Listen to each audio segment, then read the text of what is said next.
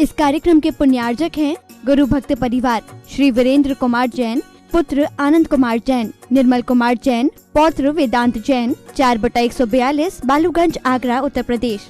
श्री राजेंद्र प्रसाद जी जैन, श्रीमती ममता जी जैन, श्री प्रशांत जी जैन, श्रीमती दिव्या जैन, पारस जैन, भरत जैन एवं समस्त परिवार, मुंबई। ओम नमः सिद्धिभ्या, ओम नमः सिद्धिभ्या। जय जय जय जयवंत जिनाले, नास रहित है शाश्वत है, जिनमें जिन महिमा से मंडित जैन बिंब है भास्वत है।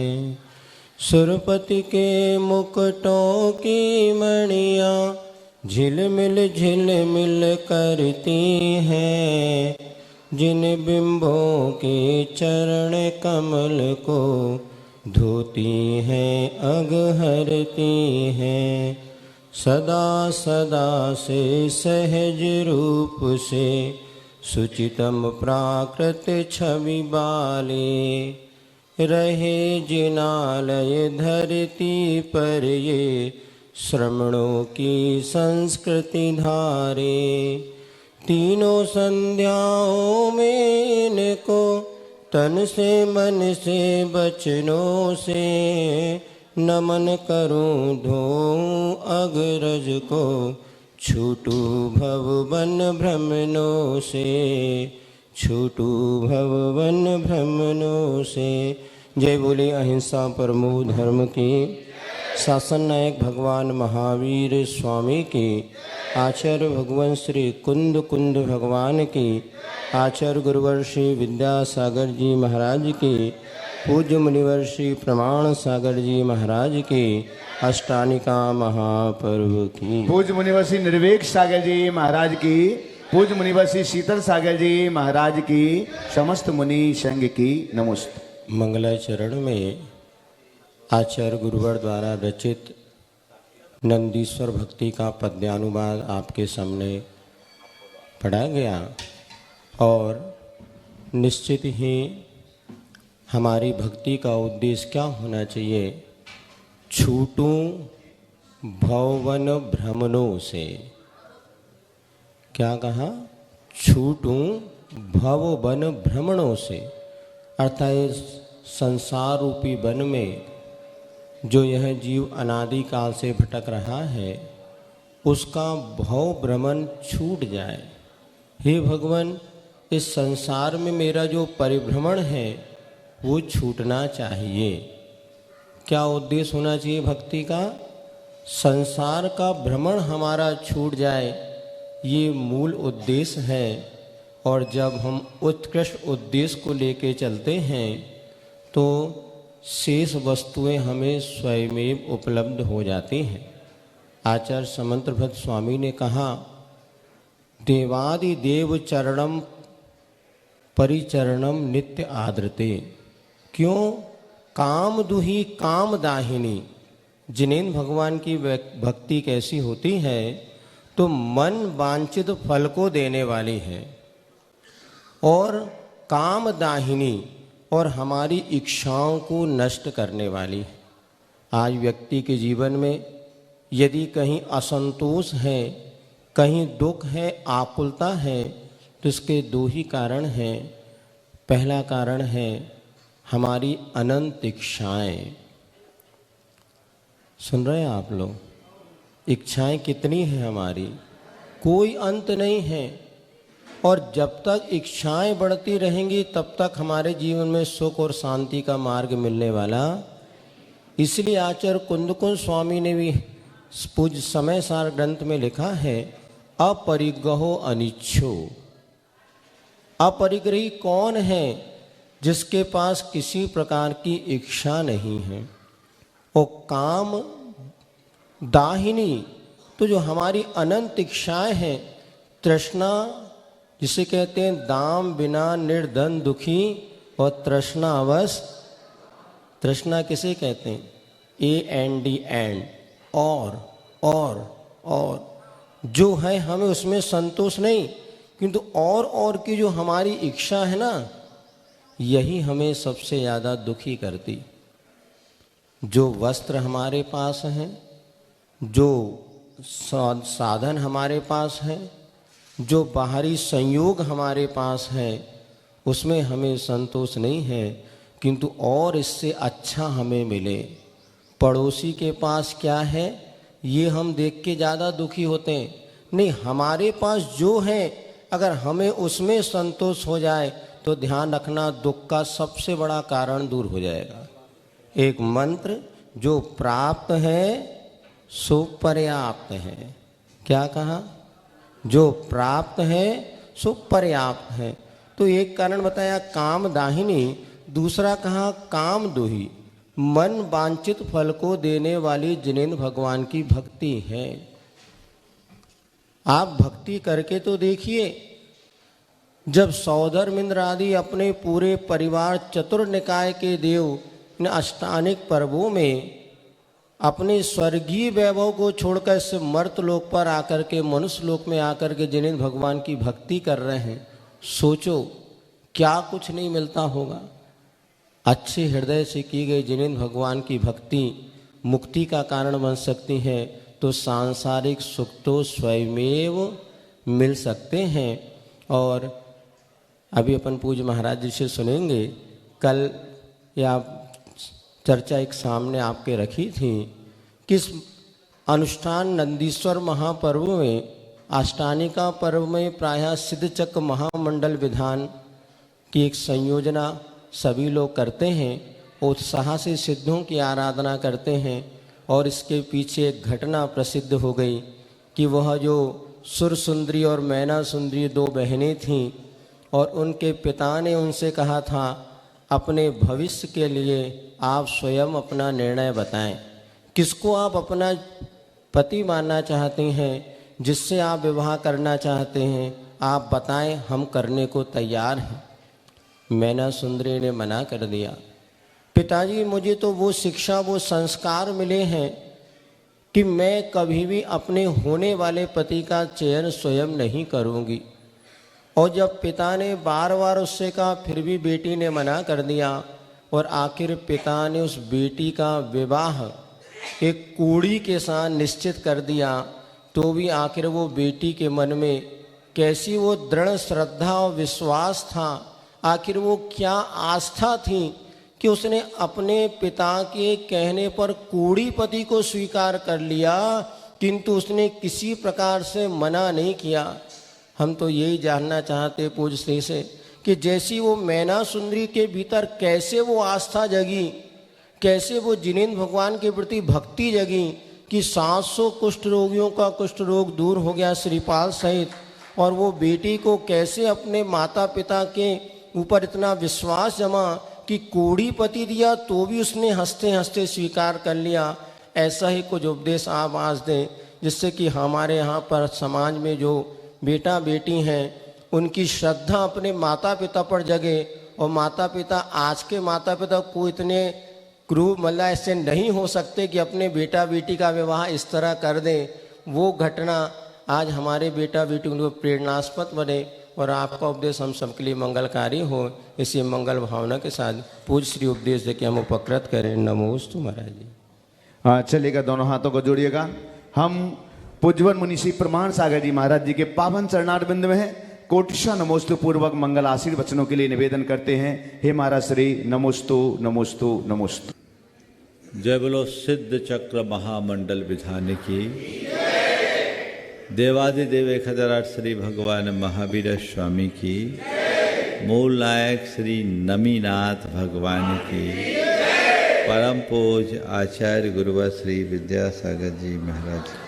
पूज्यवर मुनिषी प्रमाण सागर जी महाराज की, समस्त मुनि संघ की नमस्ते। अभी महाराज श्री ने चुनाव की बात की और अभी चुनाव ऐसे भी घोषित हो गया है, तो चुनाव की चर्चाएं और सरगर्मियां सब तरफ है। आज मैं बात चुनाव की करना चाहता हूँ। महाभारत युग की बात मुझे याद आ रही है, जब युद्ध अपरिहार्य हो गया तय हुआ कि श्री कृष्ण किसके साथ रहेंगे, इसका फैसला श्री कृष्ण स्वयं करेंगे और अगले दिन सुबह करना है। वो पांडवों के पक्ष में रहेंगे या कौरवों के। सबसे पहले दुर्योधन पहुंचा। श्री कृष्ण विश्राम कर रहे थे। वो जाके श्री कृष्ण के सिर के पास खड़ा हो गया। थोड़ी देर बाद युधिष्ठिर पहुंचे। वो श्री कृष्ण के चरणों में खड़े होकर उनके जागने की प्रतीक्षा करने लगे। श्री कृष्ण की आंखें खुली। पहली नजर युधिष्ठिर पर पड़ी। युधिष्ठिर से पूछा, युधिष्ठिर तुम आ गए? बोले जी। दुर्योधन ने कहा, हम भी आए, हम पहले आए।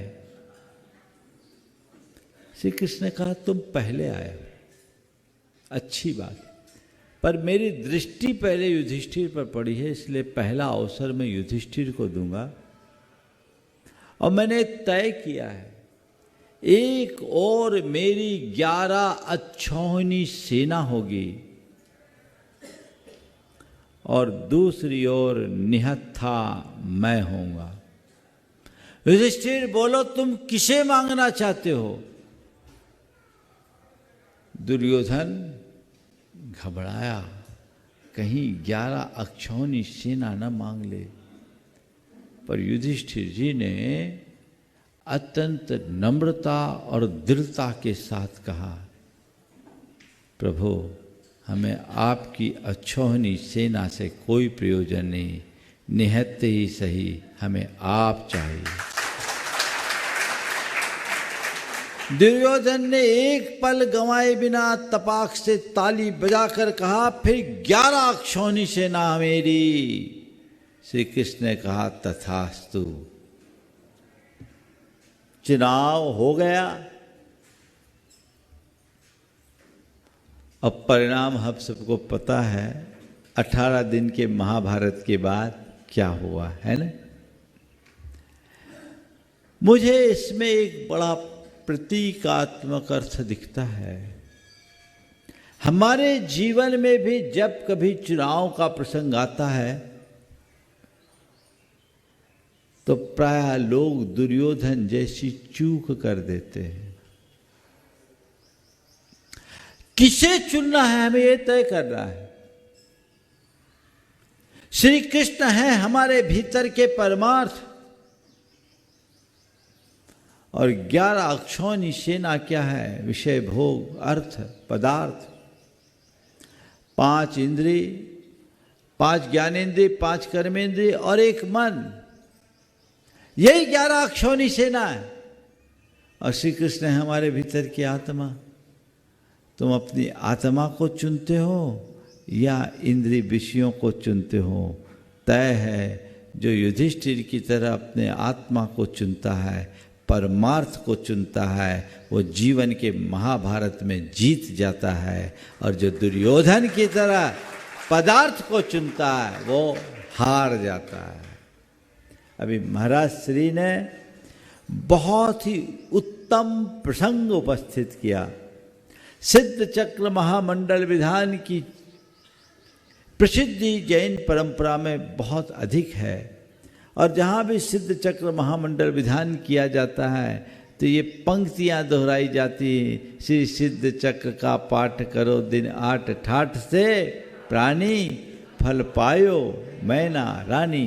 बच्चे बच्चे को पता है, लेकिन मैना सुंदरी ने, मैना रानी ने सिद्ध चक्र का फल कैसे पाया?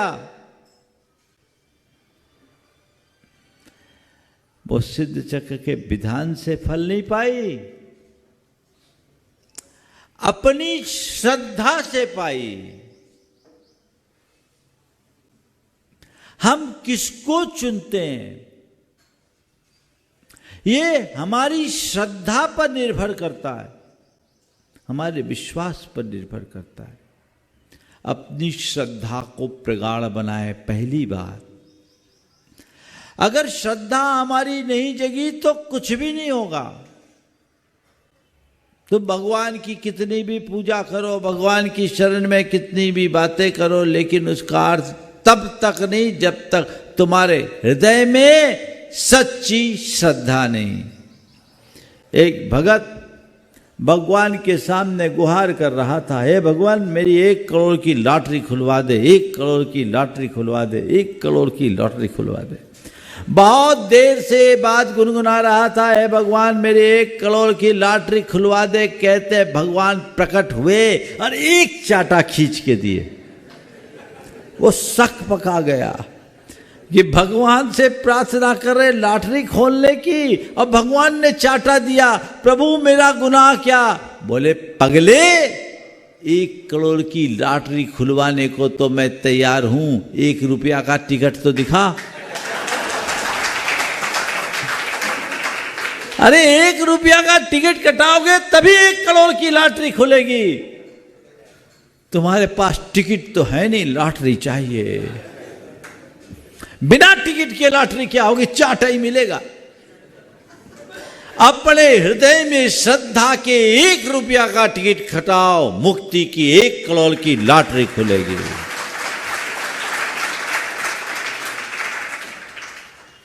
हृदय में श्रद्धा, और श्रद्धा केवल भगवान पर नहीं, जिनके साथ जिन मत पर भी होनी चाहिए।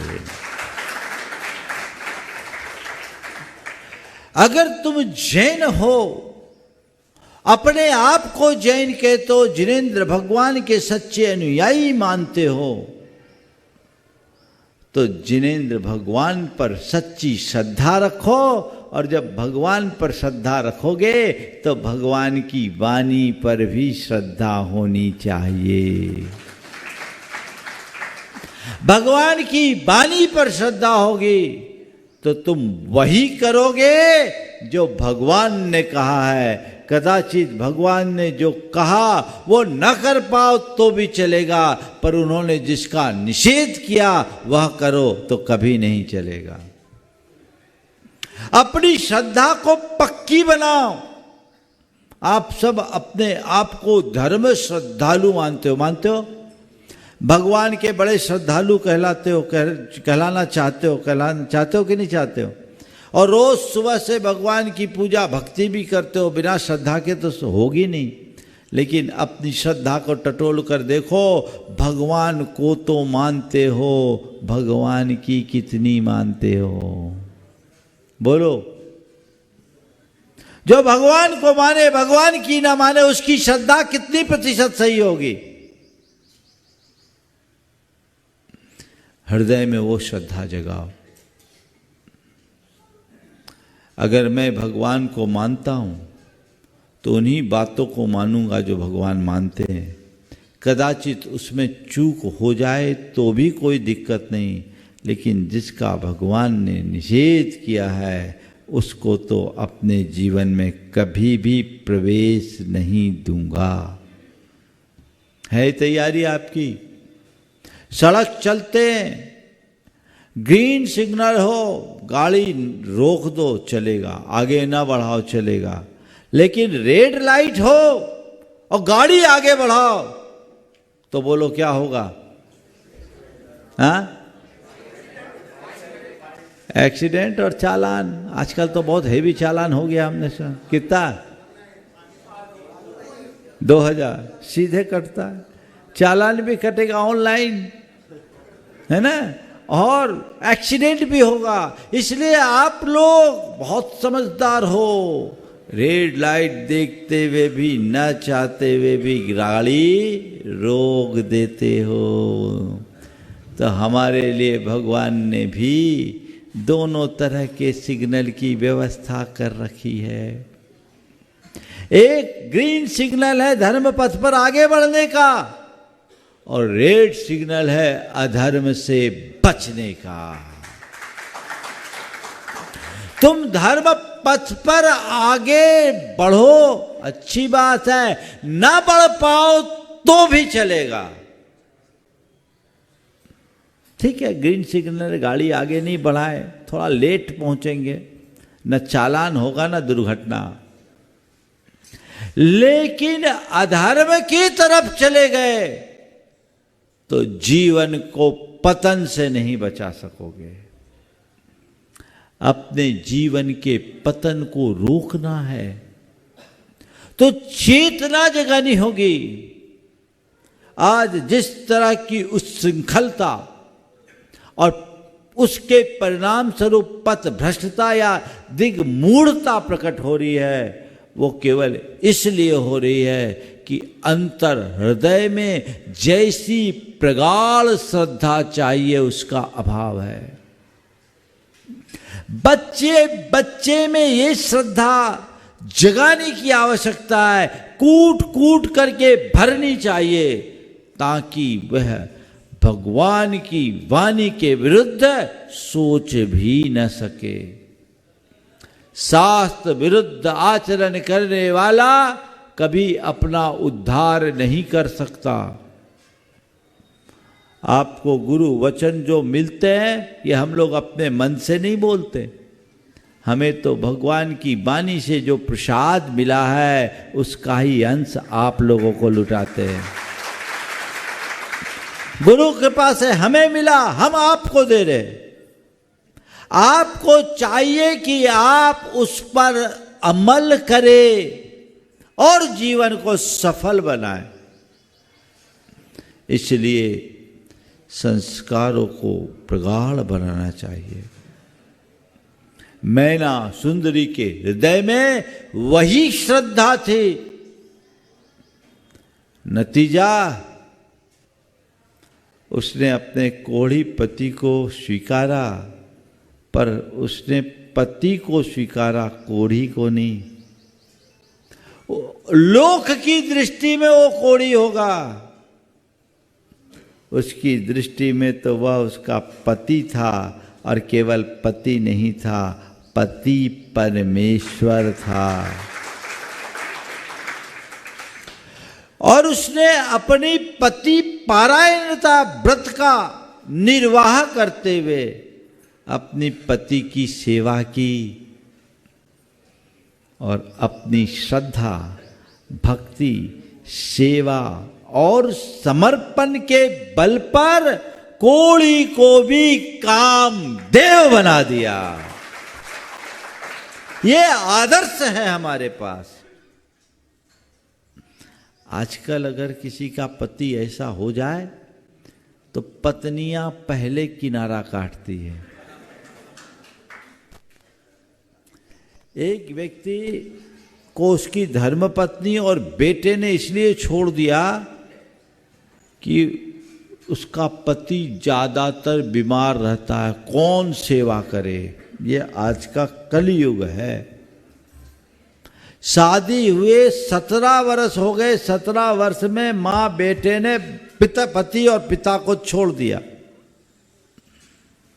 ये कैसी विकृत मानसिकता का उदाहरण है। लेकिन आज के इस युग में भी मैंने आधुनिक मैना सुंदरी को भी देखा है। आधुनिक मैना सुंदरी, एक लड़की का विवाह तय हुआ, माता पिता ने अच्छे से विचार करके एक युवक से विवाह तय किया। लड़का एक अच्छे परिवार का, संस्कारित था और एक मल्टीनेशनल कंपनी में अच्छा पैकेज वाला था। चूंकि वो विदेश में था, आने में उसे 6 महीने का विलंब था। सगाई हो गई। सगाई के 2-2.5 महीने बीते। लड़के को एक बीमारी हुई, उसका प्रोटीन लॉस होने लगा। जांच करने पर मालूम पड़ा कि उसकी किडनी अफेक्टेड है। क्रिएटिनिन जो है 8.5 से ऊपर चला गया।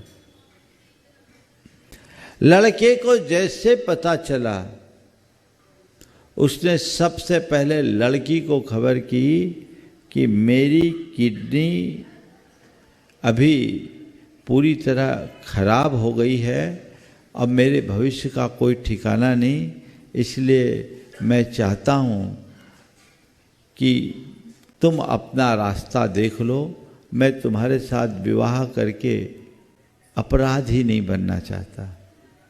लड़की ने पूरी बात सुने बिना कहा कि अब ये मेरे जीवन में नहीं हो सकता, मैंने आपको अपने पति के रूप में वरा है, तो इस जीवन में केवल आप और आप ही मेरे पति होगे।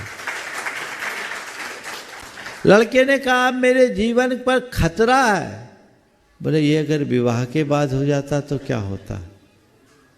जो बात सगाई के बाद घटी, यदि वही बात विवाह के बाद हो जाती तो क्या होता?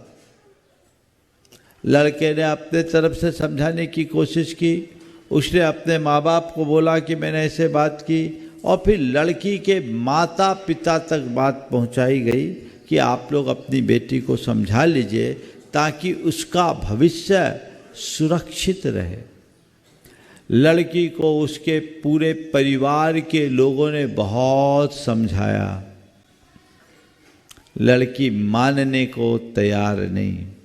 उसने कहा नहीं, मेरा इस जीवन में अब कोई दूसरा पति नहीं हो सकता, मैंने यही जाना है जो संयोग होना होगा वही होगा।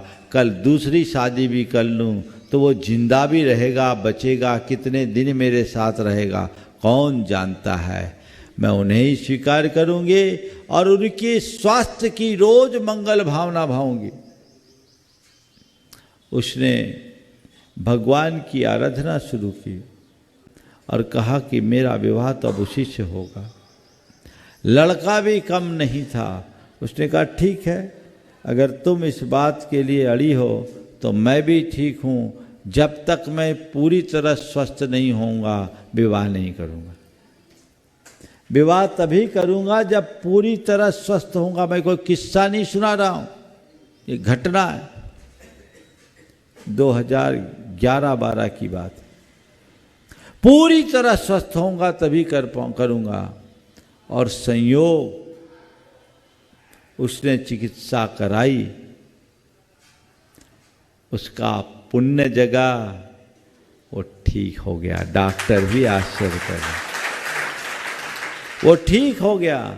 और जब डॉक्टरों के द्वारा हरी झंडी मिली, लगभग 1.5-2 वर्ष बीत गए, उसके बाद विवाह हुआ। आज दोनों बड़े आनंद से हैं, 2 बच्चे भी हो गए। मैं इसे आधुनिक युग की मैना सुंदरी ही कहूंगा। वो क्यों हुआ? उसकी श्रद्धा थी, उसके अंदर समझ थी। जब तक मनुष्य के हृदय में सच्ची श्रद्धा और समझ विकसित नहीं होती, तब तक व्यक्ति सही रास्ते को चुन नहीं सकता। हम सही रास्ता चुने, अपनी श्रद्धा को, अपनी समझ को, अपनी संवेदना को और अपनी भावना को हम हमेशा सही बनाकर रखने की कोशिश करें, जिसकी आज बहुत अधिक ज़रूरत है। आज के समय में जिस तरह की शिक्षाएं हैं और आसपास का जो वातावरण है, वो सबको उल्टी बात सिखाने की है। उल्टी बातें सिखाई जाती है, उल्टा पाठ पढ़ाया जाता है, सही रास्ता कम दिखाया जाता है। हमें इन बातों को बहुत गहराई से समझना चाहिए। आप लोग सिद्ध चक्र विधान कर रहे हो, किस लिए कर रहे हो? बोलो। सिद्ध चक्र विधान किस लिए कर रहे हो? सिद्धों की आराधना के लिए। तो सिद्धों की आराधना किस लिए कर रहे हो? सिद्धि पाने के लिए, है ना। मैं आप सबसे कहता हूं, सिद्ध चक्र करोगे, सिद्धि तो आज मिलने वाली नहीं है। मिलेगी क्या? तो सिद्धि पाने के लिए विधान करने का क्या मतलब जो मिलेगी नहीं? मिलने वाली है क्या? तो महाराज आप पहले बता देते तो हम का इतना खर्चा करते हैं, झमेला ही खत्म। तो सिद्धि पाने के लिए सिद्ध चक्र विधान नहीं करो। पर मैं आपसे बताऊं, सिद्ध चक्र विधान करने से सिद्धि भले न मिले, शुद्धि जरूर मिलेगी। क्या मिलेगी? शुद्धि। अपने अंतरंग की शुद्धि को प्राप्त करोगे तभी सिद्धि मिलेगी। तो मेरी शुद्धि हो, मेरे आचार में शुद्धि हो, मेरे विचार में शुद्धि हो, मेरे व्यवहार में शुद्धि हो और मेरे व्यापार में शुद्धि हो। किस में शुद्धि? आचार, विचार, व्यवहार और व्यापार। बस यही प्रार्थना करना। ये चारों शुद्धि आ गई तो जीवन तर गया। और इन सब के लिए सबसे पहली जरूरत है श्रद्धा। पदार्थ की तरफ मत भागो, परमार्थ में अपनी बुद्धि को नियोजित करो, तो हमारा जीवन धन्य हो सकेगा। हम अपने जीवन को बेहतर बना सकेंगे, आगे बढ़ा सकेंगे। आप लोग सिद्ध चक्र विधान बहुत उत्साह के साथ कर रहे हैं। हमसे शुरू से आग्रह कर रहे थे। हमने कहा हमारी गाड़ी तो अभी दुरंतो है, बीच में रुकने वाली नहीं है। आप लोगों का महासौभाग्य कि महाराज लोगों का सानिध्य आपको मिल गया। हमने महाराजों से कहा, महाराज जी इन लोगों की भावना बड़ी प्रबल है, अगर आप कर लो थोड़ी बहुत पार्टनरशिप हमारी हो जाएगी। और ये बहुत भव्यता के साथ विधान आप लोग कर रहे हो। आज चौथा दिन हो गया। आधा काम, अच्छा काम आधा हो गया तो पूरा अपने आप हो जाता है। हमसे आग्रह कर रहे हो, पर आप सबको पता है हम लोगों की गाड़ी किधर जा रही है? कुंडलपुर। महाराज को भी वहीं पहुंचना है, पर हमें थोड़ा पहले पहुंचना है। कुंडलपुर महामहोत्सव का, कुंडलपुर में जो एक महामहोत्सव होना है, परम पूज्य गुरुदेव के परोक्ष में ये पहला महामहोत्सव होगा और ऐतिहासिक महामहोत्सव होगा। हमारी गुरु परंपरा को अविच्छिन्न बनाए रखने के लिए और गुरुवर की विरासत को अक्षुण्ण बनाए रखने का एक महाअनुष्ठान वहां होगा। महाराज कब होगा? बड़ी चर्चा है।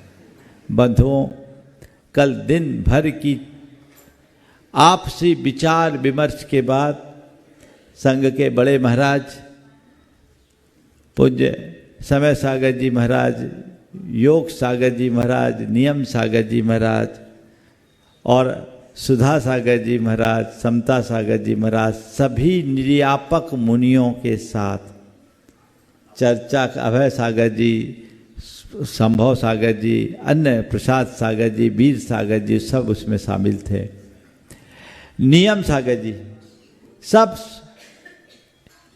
इन सब से आपस में विमर्श करने के उपरांत और अन्य संघस्थ मुनिजनों से विमर्श करने के उपरांत ये सुनिश्चित हुआ है कि आगामी 16 अप्रैल को महामहोत्सव होगा।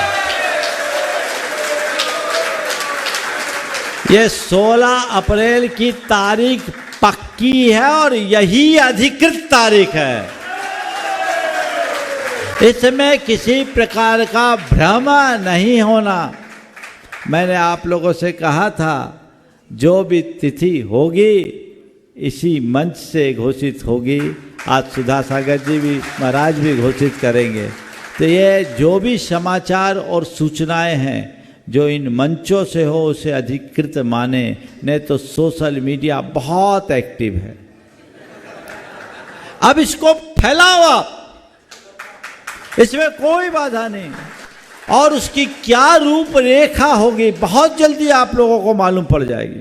लेकिन मैं यही कहता हूं, गुरुदेव के परोक्ष में इस महाअनुष्ठान को, इस महामहोत्सव को वह रूप देना है जिसे देखकर गुरुदेव को भी लगे कि आज हमारे द्वारा बोया गया बीज लहलहा रहा है।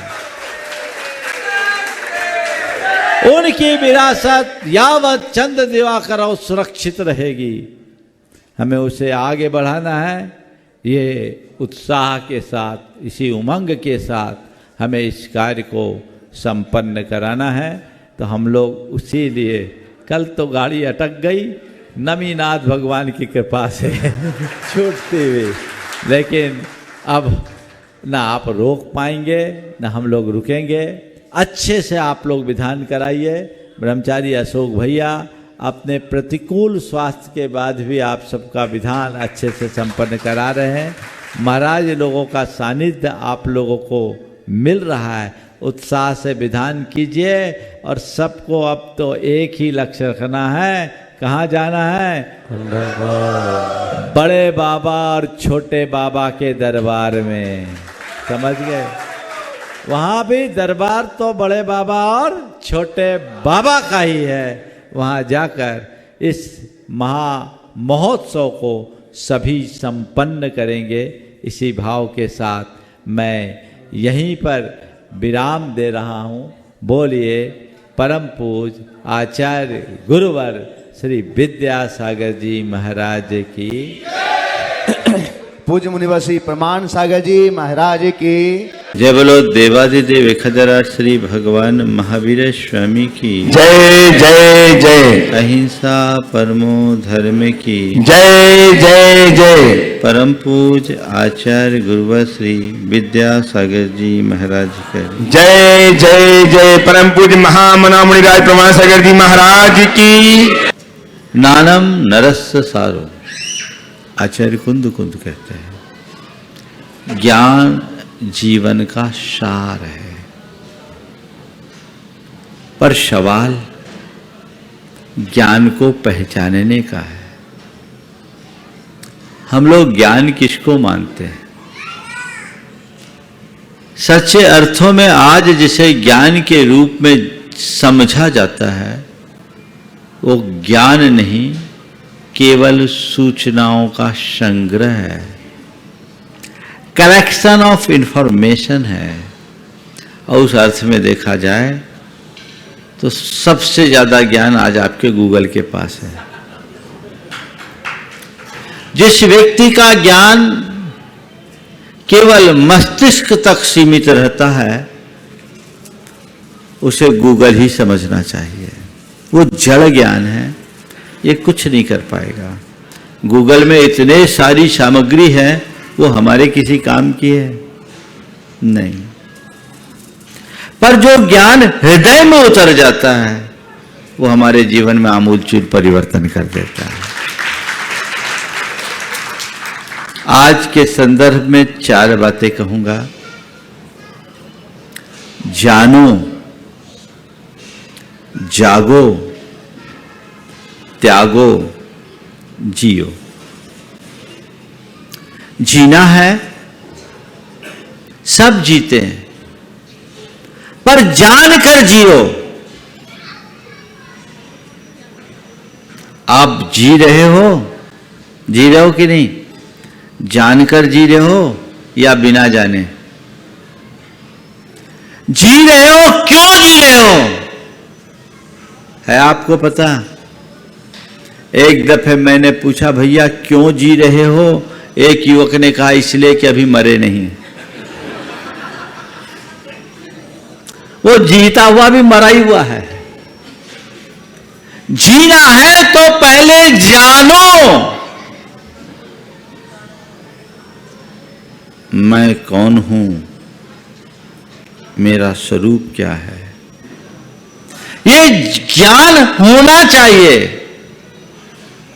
अपने होने का ज्ञान, अपने स्वरूप का ज्ञान, अपनी उपस्थिति का एहसास ये होना चाहिए। आप सब बड़े बड़े ज्ञानी बैठे हो यहां, अज्ञानी तो कोई है ही नहीं, है ना? है ना? पता है तुम कौन हो? तुम कौन हो? कहने को हम बड़ी बड़ी ज्ञान विज्ञान की बातें कर देते हैं, पर सच्चे अर्थों में देखा जाए तो व्यक्ति को खुद का ही अता पता नहीं। सबसे पहली बात, जानो, अपने आप को जानो।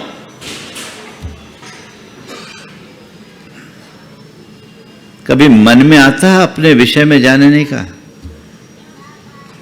हमारी जो भी दृष्टि होती है सब बहिर्दृष्टि होती है। ज्ञान का प्रयोग भी यदि मनुष्य करता है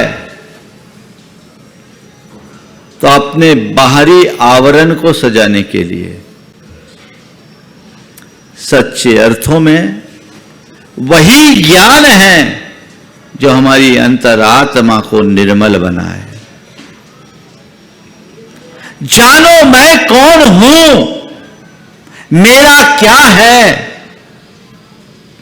मैं क्या कर रहा हूं, मुझे क्या करना चाहिए, इसको अच्छे से छानो, पहचानो। जब हम अपने आप को जानते हैं तो हमारी दिशा और दृष्टि सब परिवर्तित हो जाती है। बहुतेरे लोग कहने को बहुत ज्ञानी हैं, पर संतों की दृष्टि में सब के सब अज्ञानी हैं। क्यों? क्योंकि उन्हें अपना ही पता नहीं है। बोलो, मैं आपसे पूछता हूं आप कौन हो, क्या जवाब दोगे? उज्ज्वल पाटनी। ये उज्ज्वल पाटनी कौन है? हम सबने अपनी एक काल्पनिक छवि बना रखी है और उसमें ही अपने आप को मान रखा है कि बस मैं यही हूं। हर व्यक्ति की एक छवि, मैं मुनि प्रमाण सागर हूं, मेरी एक छवि है और मैंने उस छवि को बना दिया। दुनिया में सबसे ज्यादा सुने जाने वाला मुनि हूं, प्रख्यात प्रवचनकार हूं, हजारों मेरे भगत हैं, लोग मेरे एक पल के दर्शन करने के लिए लालायित होते हैं। ये मैं हूं। कब से हो और कब तक रहोगे?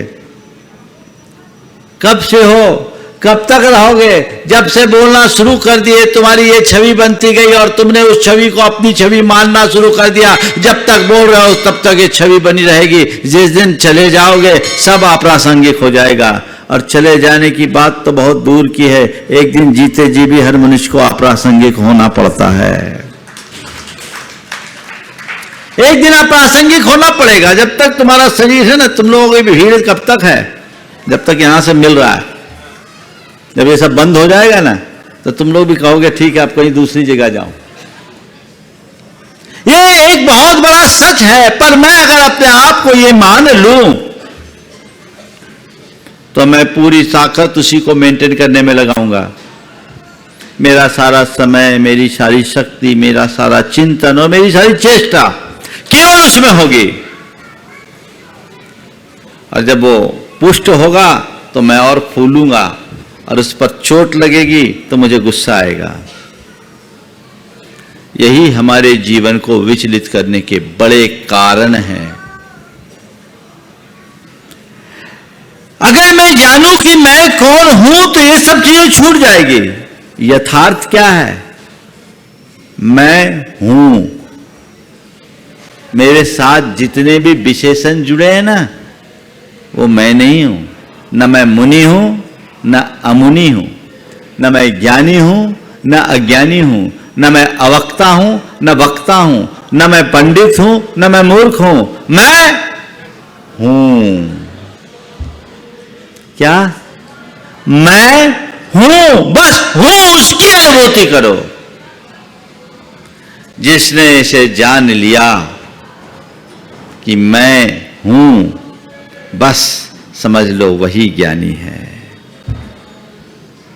सबसे पहले जानो मैं केवल एक आत्मा हूं, मेरे साथ जुड़े जितने भी विशेषण हैं वे सब मेरी कल्पना है, संयोग के साथ मेरे साथ जुड़े हैं, यथार्थ नहीं है।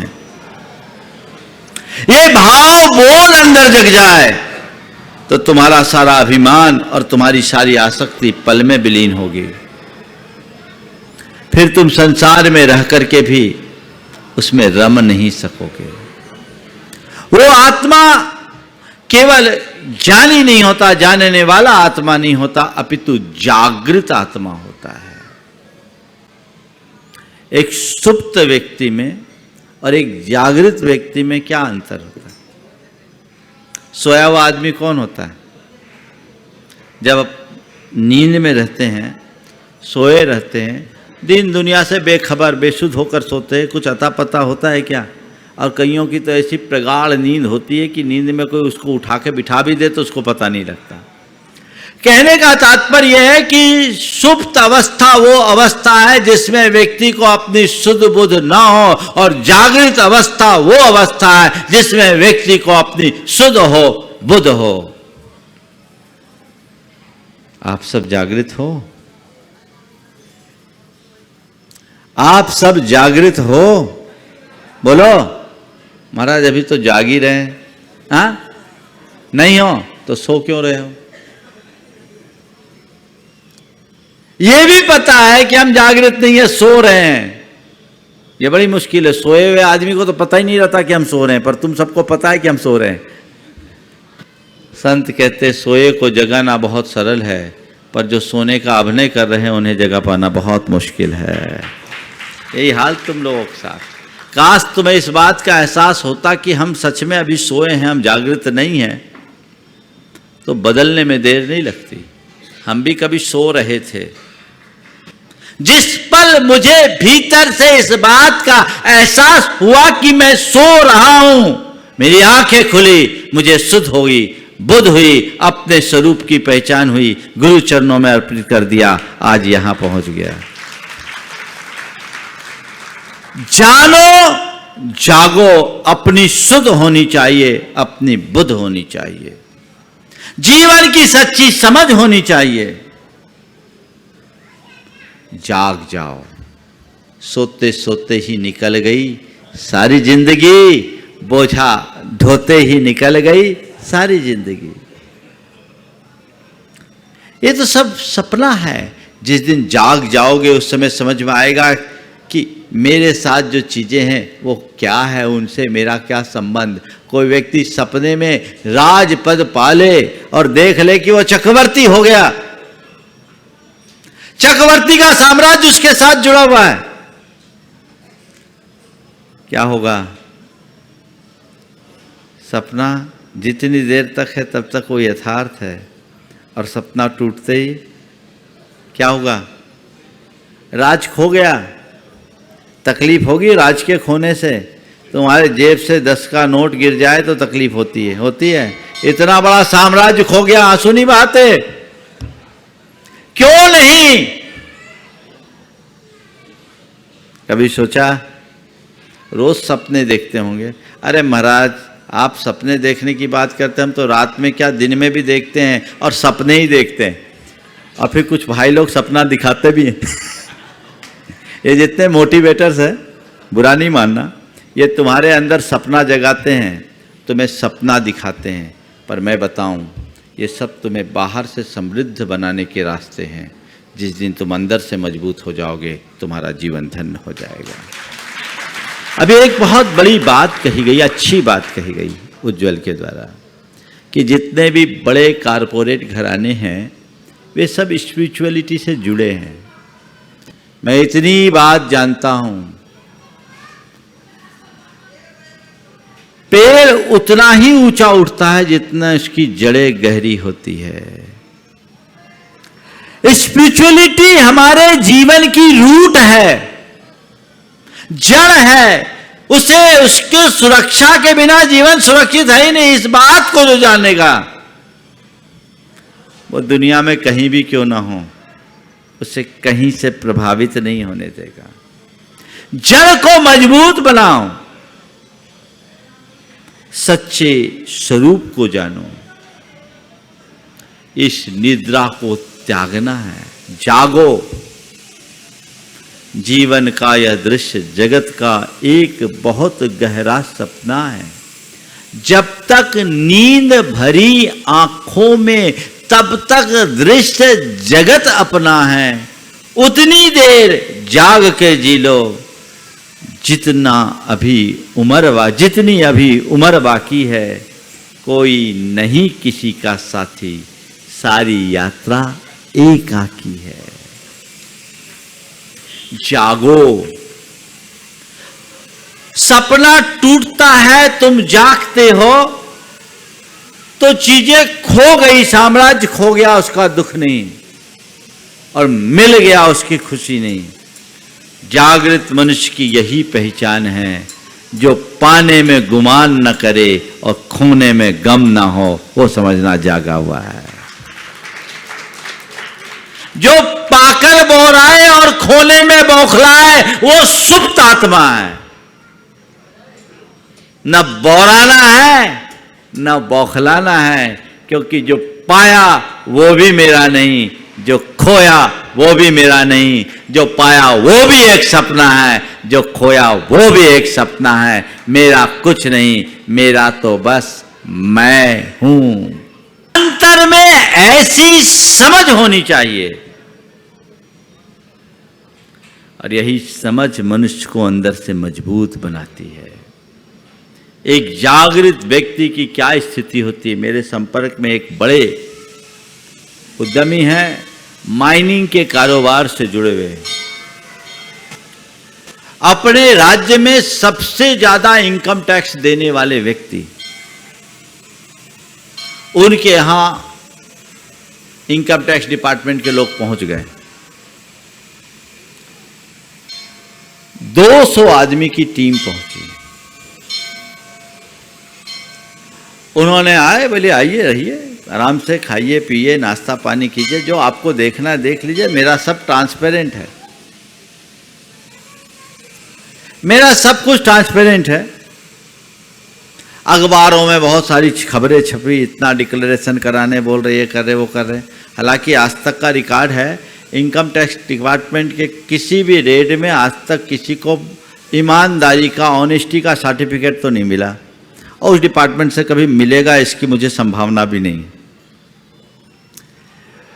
संयोग से उनके परिवार का एक सदस्य मेरे पास आया, खबरें मेरे कानों तक आ चुकी थी। मैंने पूछा क्या हाल चाल है। उसने मेरे सामने उन्हें फोन लगाया,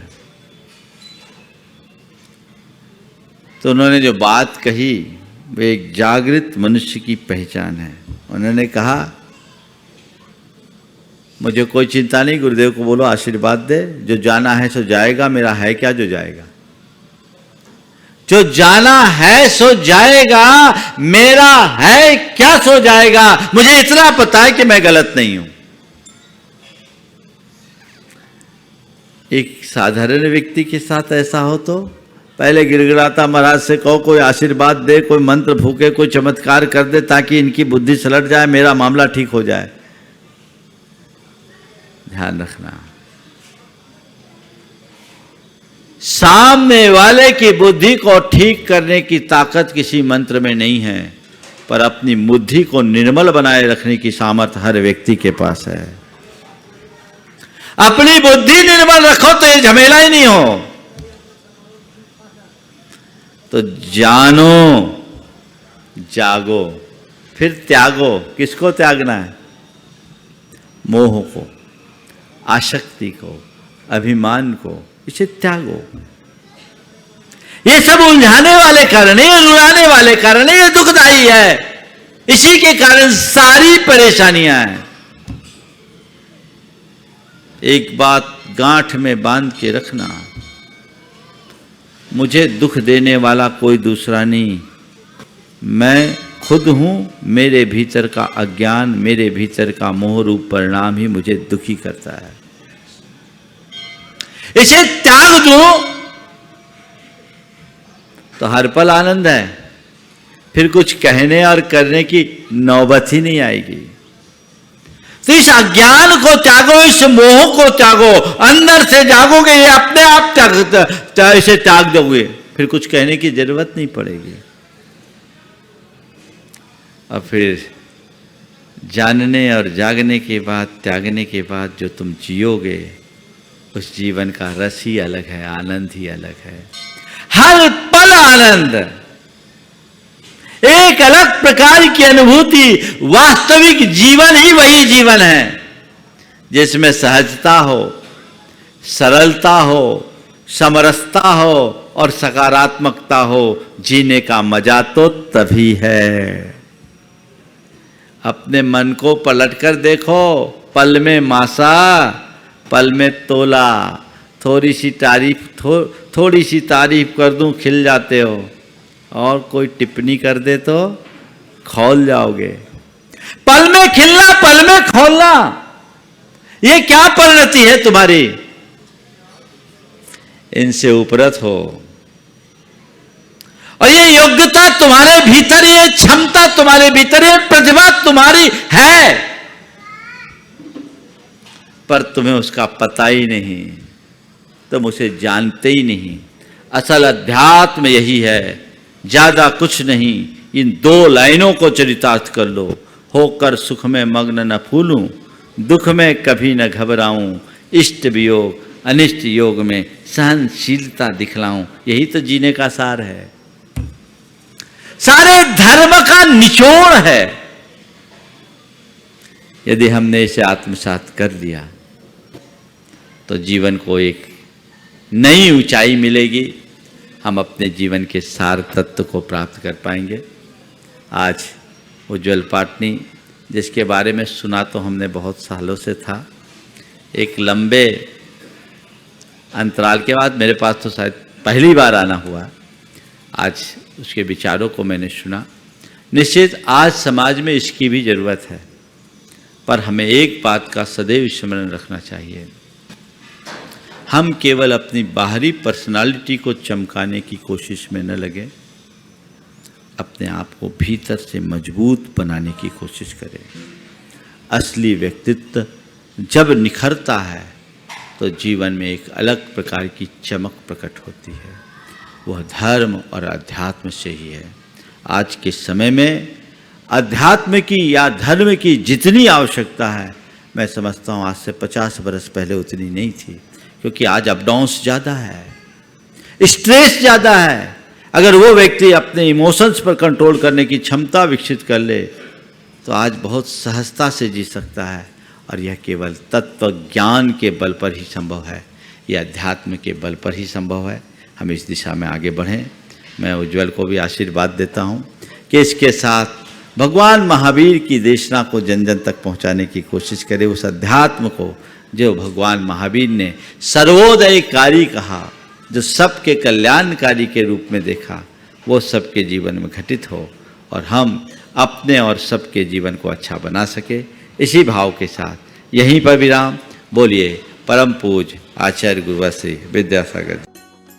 इस कार्यक्रम के पुण्यार्जक थे गुरु भक्त परिवार श्री वीरेंद्र कुमार जैन, पुत्र आनंद कुमार जैन, निर्मल कुमार जैन, पौत्र वेदांत जैन, 4/142 बालूगंज, आगरा, उत्तर प्रदेश। श्री राजेंद्र प्रसाद जी जैन, श्रीमती ममता जी जैन, श्री प्रशांत जी जैन, श्रीमती दिव्या जैन, पारस जैन, भरत जैन एवं समस्त परिवार, मुंबई।